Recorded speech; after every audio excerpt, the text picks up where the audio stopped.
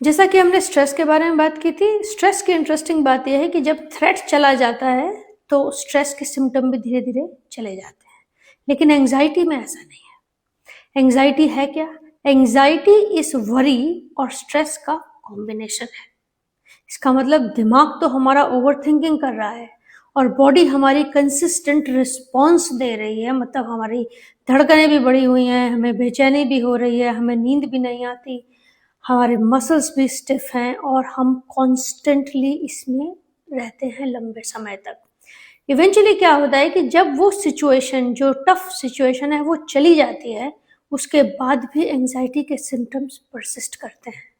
तो इसका मतलब ये हुआ कि हम बिना मतलब ही घबराते रहते हैं और हमें लगातार हमेशा ये लगा रहता है कि कहीं कुछ गड़बड़ ना हो जाए। ये है एंजाइटी। जैसा मैंने पहले कहा था कि ये बहुत ज़रूरी है कि हम इन तीनों में फ़र्क समझें, क्योंकि जब हम इन तीनों में फ़र्क समझ पाएंगे तभी हम इन्हें मैनेज कर पाएंगे। अगर हम उस थॉट को आइडेंटिफाई कर लें कि जो मैं महसूस कर रहा हूँ, क्या वो मेंटल है, क्या वो सोच है, क्या वो वरी है, तो मैं मेंटल टेक्निक्स उसमें लगाऊंगी, जैसे माइंडफुलनेस, मेडिटेशन, कुछ पॉजिटिव थॉट लाना, ऐसे एविडेंस देखना कि जो मैं सोच रही हूँ वो सच है भी या नहीं। अगर मुझे स्ट्रेस है, यानी मेरी बॉडी रिस्पॉन्स कर रही है, तो I will go for a walk, meditation करेंगे या ब्रीदिंग एक्सरसाइजेस करेंगे।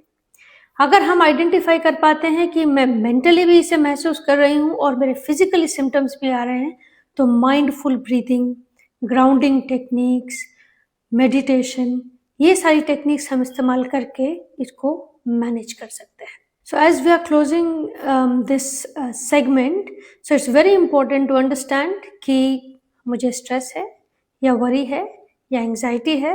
जस्ट टू रिपीट, अगर आपको वरी है, it is a mental reaction.